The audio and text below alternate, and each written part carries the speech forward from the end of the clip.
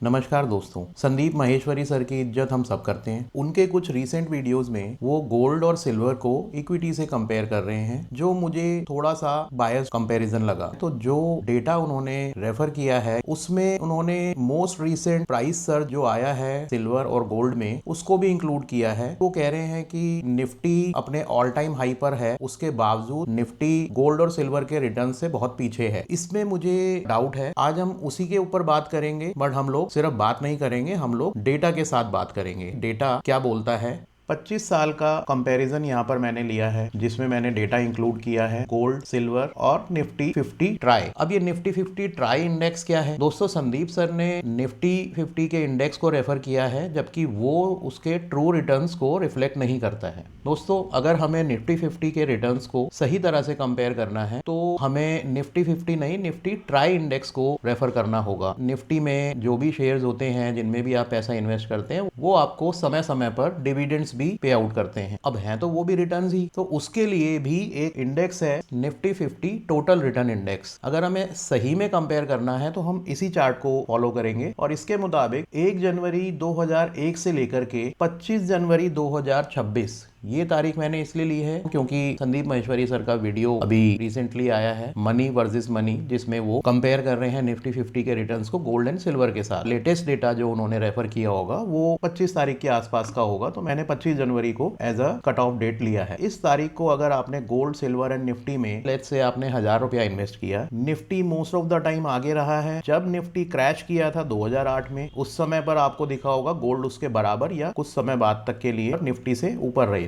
इसके बाद आप देखेंगे तो निफ्टी फिर आगे निकल गया है। मैं देखिए अगेंस्ट नहीं हूं किसी भी पर्टिकुलर एसेट क्लास के, बट उनको हम किस तरह देखते हैं वो बहुत मैटर करता है। सन 2024 जुलाई अगस्त के आसपास निफ्टी वहीं था जहां आज भी खड़ा है। संदीप माहेश्वरी सर ने निफ्टी को कॉल किया कि वो अपने ऑल टाइम हाई पर है, लेकिन इसमें भी मैं उनके साथ पूरी तरह एग्री नहीं करता हूं, क्योंकि आप सब देखते हैं कि निफ्टी पिछले 1.5 साल से प्रेशर में है। एक बार ऑल टाइम हाई अचीव किया बीच में, बट रिसेंटली निफ्टी बहुत अच्छा परफॉर्म नहीं कर पा रहा है। कुछ समय से तो यही चल रहा है। लेकिन गोल्ड एंड सिल्वर के बारे में आप सभी जानते हैं, सभी लोग इसकी बात कर रहे हैं, क्योंकि अचानक इसके प्राइसेस बहुत ज्यादा बढ़े हैं। हम लोग इंडियन हाउस होल्ड में क्या करते हैं, हम गोल्ड एंड सिल्वर को खरीद के रखते हैं। हम आए दिन उसको खरीदना बेचना नहीं करते हैं, वो लंबे टाइम तक उसमें बने रहते हैं। बट जब इस तरह के बहुत बड़े मूव्स आने लगते हैं तो उनका घर में रखा हुआ गोल्ड एंड सिल्वर भी निकल जाता है, कोई होल्ड नहीं कर पा रहा होता। यानी कि जैसे अभी तेजी आप लोगों ने देखी, बहुत ही कम टाइम में आपने देखा बहुत ज्यादा मूवमेंट हुआ गोल्ड एंड सिल्वर में, तो उस चक्कर में बहुत लोगों ने शायद उसको बेचा होगा।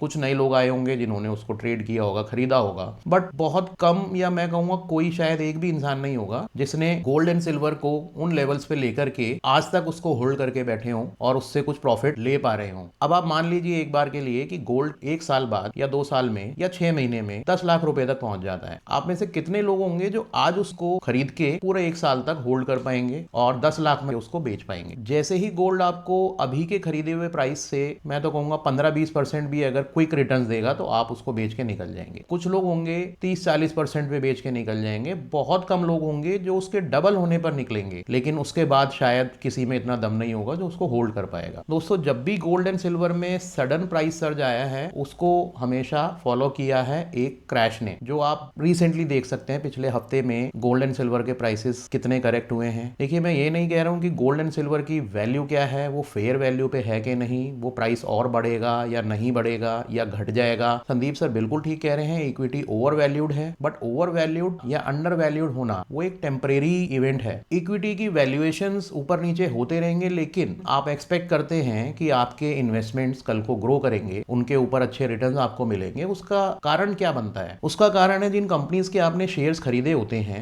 उस कंपनी में बहुत सारे लोग काम करते हैं, वो कंपनी परफॉर्म कर रही होती है, वो रेगुलरली रिसर्च करती है, प्रोडक्ट्स को इंप्रूव करती है, या सर्विसेज जो भी वो कंपनी डील करती है उन सब चीजों पर लगातार काम करती है। हम लोग उन्हीं कंपनीज में इन्वेस्ट करते हैं जिनको हम देखते हैं कि वो काफी समय से परफॉर्म कर रही हैं, प्रॉमिसिंग हैं, उन कंपनीज के फंडामेंटल्स अच्छे हैं, टेक्निकल डेटा उसको सपोर्ट कर रहा है, और हम उसमें पैसा लगाते हैं। अब वो पैसा अपने आप नहीं बढ़ता है, वो पैसा तभी बढ़ेगा जब वो कंपनी अपने प्रॉमिसेस के मुताबिक काम करेगी, जो कि अच्छी कंपनीज करती भी आई हैं। बट हम ये नहीं कहेंगे कि इक्विटी एक बबल है। इक्विटी में आपके रिटर्न्स जो आप देखते हैं उसके पीछे बहुत सारे लोगों का हार्डवर्क होता है। उन कंपनीज में लाखों लोग होते हैं जो काम करते हैं, तब जाकर के वो कंपनीज के रिजल्ट्स इंप्रूव होते हैं, उसके बाद आप उसमें कुछ रिटर्न्स देख पाते हैं। गोल्ड के केस में दोस्तों ऐसा नहीं है। मैं मानता हूं गोल्ड की एक इंट्रिंसिक वैल्यू होती है, इंट्रिंसिक वैल्यू कंपनीज की भी होती है, कंपनीज के पास भी एसेट्स होते हैं। दोस्तों मैं एक बात साफ करना चाहूँगा कि मैं कोई संदीप माहेश्वरी सर के अगेंस्ट नहीं हूँ, मैं कोई उनसे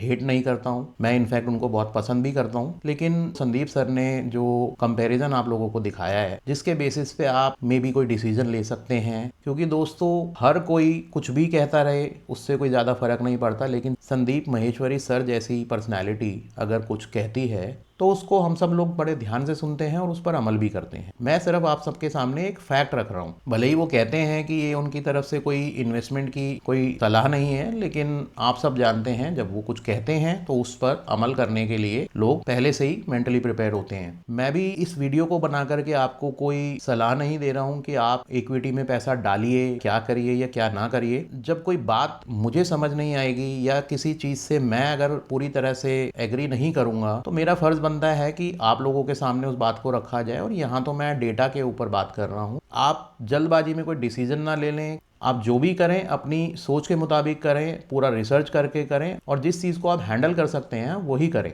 देखिए सबकी रिस्क एपेटाइट अलग अलग होती है। आप ऑलरेडी देख चुके हैं पिछले 4-5 दिन के अंदर भी कितना करेक्शन आ चुका है और ये करेक्शन आता रहेगा, जाता रहेगा। आपको ये प्राइसेस हो सकता है वापस पिछले ऑल टाइम हाई को भी ब्रेक करते दिख जाएं, हो सकता है यहाँ से डबल हो जाए, उस चीज़ की कोई गारंटी नहीं ले सकता। पर संदीप सर ने थोड़ा सा सार्केज्म के साथ ये बोला कि हम बात करेंगे इक्विटी की 1 साल बाद, देखते हैं। ये चीज़ मुझे भी थोड़ी अजीब लगी, लेकिन पता नहीं क्यों कुछ समय से वो कंप्लीटली स्टॉक मार्केट के अगेंस्ट नज़र आ रहे हैं। मुझे तो ऐसा ही लग रहा है। तो दोस्तों एक और एंगल से मैं इस चार्ट को आपको दिखाना चाहूँगा। इसको कंपेयर करते हैं 10 ईयर्स के हिसाब से, क्योंकि ये चार्ट थोड़ा सिंप्लीफाइड नज़र आ रहा है, इसलिए मैंने ये चार्ट भी बनाया है। क्योंकि 2016 के पहले के पीरियड में काफ़ी उतार चढ़ाव आप देख रहे थे, बट यहाँ पर आप ये ध्यान दीजिएगा कि जो ये इन्वेस्टमेंट है ये 2001 में ही किया हुआ है। दोस्तों यहाँ 2001 में 1000 रुपया अगर आपने लगाया होता सिल्वर में, तो यहाँ आप देख सकते हैं 2016 में सिर्फ वो 4800 रुपये है, गोल्ड के अंदर वो 6400 रुपये है और इक्विटी के अंदर वो करीब 9000 के आसपास है। आज की डेट का कंपैरिजन लेके चल रहा हूँ, रिसेंट जो प्राइस सर्ज हुआ है उसको इंक्लूड करके चले तो यहाँ पर आप थोड़ा ज्यादा साफ पिक्चर देख पा रहे होंगे कि कैसे इक्विटी गोल्ड एंड सिल्वर की रेस में हमेशा इक्विटी टॉप पे ही मेंटेन किया है, गोल्ड उसके ठीक नीचे एंड सिल्वर सबसे नीचे। और ये आखिरी के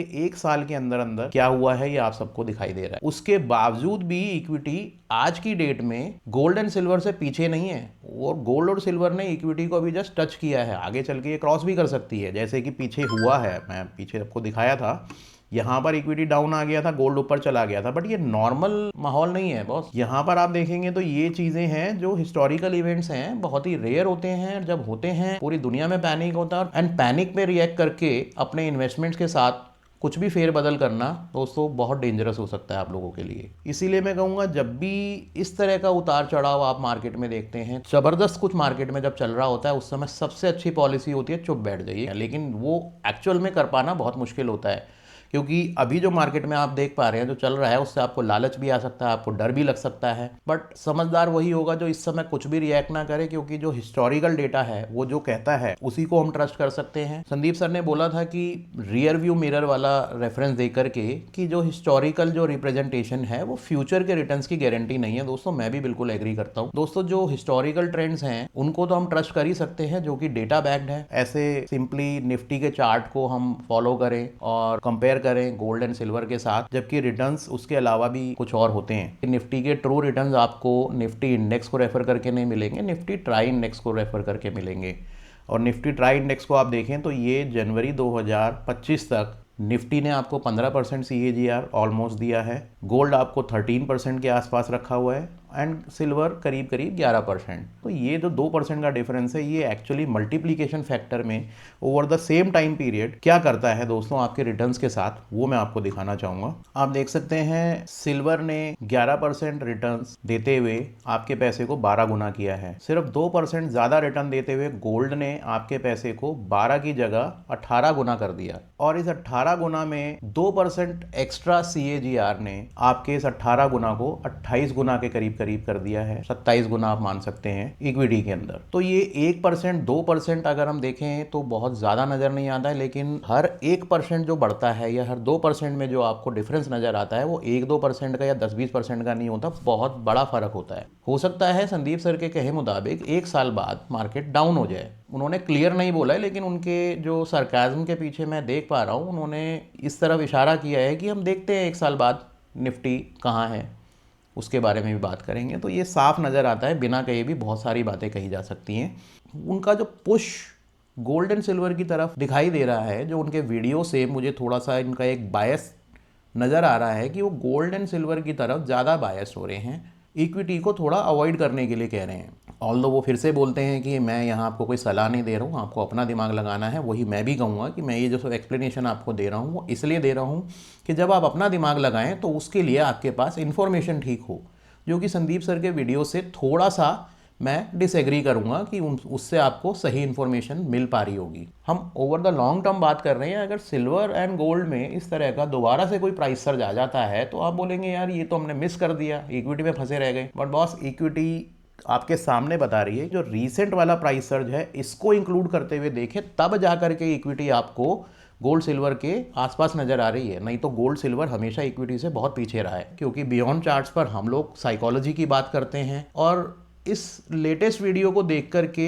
मुझे ऐसा लगा कि बहुत सारे लोगों की साइकोलॉजी करप्ट हो सकती है। बहुत सारे लोग हैं गोल्ड को होल्ड करके खुश हैं, उनको कोई मतलब नहीं है इक्विटी में क्या हो रहा है, तब भी वो खुश हैं। I am completely agree with them.